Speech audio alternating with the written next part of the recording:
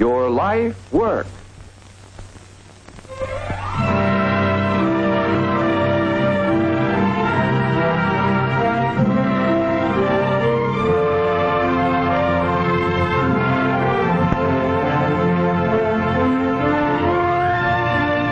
These racks and shelves contain a lot of books, tens of thousands, hundreds of thousands, perhaps millions. How do you feel about them? Do they mean something to you? Are they your friends? Have you a real love of books and learning? You do? That's good. Now, do you like people? And do people like you? Do you like all kinds of people? The young as well as the old. People in all stations of life. You do? That's wonderful. Because when you have these two important qualifications, love for books and love for people, you may well consider the vocation of a librarian, a vocation that gives full enjoyment to the librarian and radiates it to the public. The public, that may consist of children with an awakening interest in literature, or professional men searching for special scientific information, or the blind, who do their reading by touch, or people of rural areas whose library is brought to them on wheels. Yes, there are many aspects to this worthwhile occupation, all of vital importance in the nation's life.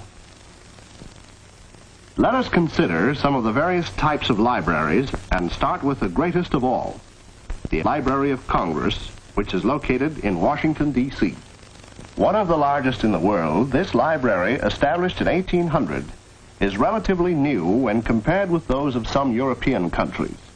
Serious scholars may use its excellent facilities and wonderful collection of more than 5 million books and manuscripts. This truly national library extends research and other services to members of Congress, the government departments, and to the public. The many different libraries in our country have various functions, depending on their location. Each one has to answer a specific need. Therefore, a modest rural library must be different from a city library, offering a multitude of services to meet the needs of a great variety of persons. The specialized library in an industrial plant is different from the one owned by a law firm. But although libraries differ, basically the task of the individual librarian remains the same, bringing books and people together. The largest number of librarians are found in 5 general classifications. First, we may mention the catalogers, who usually work behind the scenes. They organize and interpret library collections for you readers. Here is an illustration of what proper cataloging can accomplish. I'm looking for a book on television, but I forgot. Do you know the author? No, I don't, and I don't know the title either. But it's a blue book, and it kind of gives the whole story. You know. I think we can help you. This boy's problem was not an unusual one. He did not know the author's name, nor did he remember the title of the book. But he knew the subject, television. Because the cataloger did a good job, the book was easily located, and the boy was further encouraged to use the library facilities. Proper book evaluation and careful research render a great service to the patrons.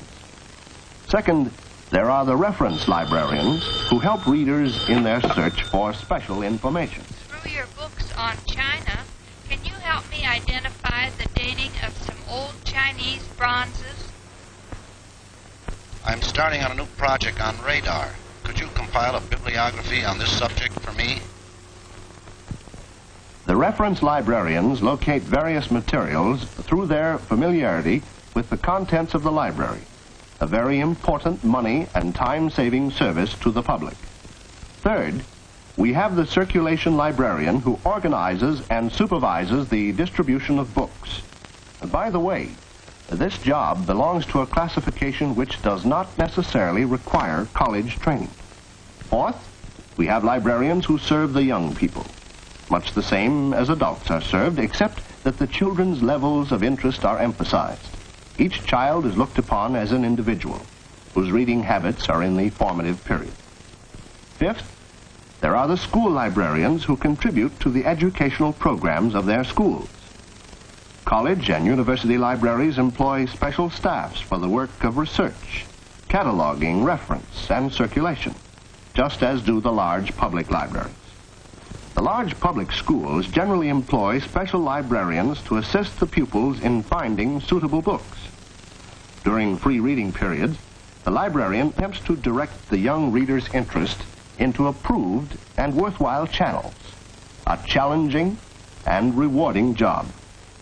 In the smaller schools, the library is usually under the supervision and direction of a teacher librarian. Pupils working during free periods generally handle circulation. However, under such a plan, the library personnel changes from period to period with little opportunity for individuals to really understand library work. Up till now, we have discussed the jobs that must be done in every library. So far, we mentioned the catalogers, the reference librarians, the circulation, children, and school librarians. At times, they do their share in the reviewing of new books, evaluating and eventually buying them. This is done with one single purpose in mind: the improvement of their service to the people in their community and the country at large. In library work, there exist a number of positions that require special competence and preparation. Take, for example, the administrator of a large library, often a highly paid executive. You'll understand that this person needs a great capacity for leadership, a high degree of vision and imagination, and a thorough understanding of all phases of procedures in his organization. Then there are the specialists in subject resources, particularly in scientific, technical, and social science fields, who render bibliographic and reference service to public, university, and special libraries. Extension librarians for county and regional libraries who understand the social organization of rural communities and the objectives of rural leaders pioneer in a steadily expanding field. Librarians in adult education, including readers, advisors, community workers, and group leaders, provide special service for adults. Public relations specialists interpret the library's work to the public by personal contact or by means of newspapers, radio, films, or other methods of public relations. Specially trained librarians are always developing newer resources and educational uses of microfilm, motion picture film, and other visual materials, such as posters and pamphlets. Music scores for classical and popular compositions are available to music lovers. Phonograph records are also found in many modern libraries. Hospital librarians provide special service for patients and hospital personnel. For instance, did you get me that material on the sternocleidomastoid and the zygomatic head of the quadratus leviae superioris? Yes, Doctor. Here it is. I didn't mind the research on them, but the pronunciations really had me stumped for a bit. The professional librarian is required to have a college degree and to have attended a special library school. Although librarians in small libraries are not required to be library school graduates, they must have had some special training. Reference work required in high school courses in the sciences, both social and physical, will be especially helpful in acquainting you with the library. Study the work of your school librarian, and perhaps you can secure permission to assist. If you become a librarian, you will find that there can be great variety and interest, as well as security in this career. Your abilities will be challenged, but you will be rewarded with real pleasure from your work, salaries comparable with those of similar professions, and opportunities for advancement. You will derive satisfaction from a knowledge that your work is vital and essential in forming the kind of world in which you want to live. When you investigate the field carefully, you will find that there is a need for thousands of trained librarians.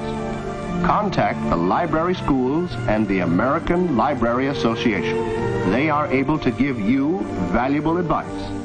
If you have the personal qualifications, librarianship may well become your life work.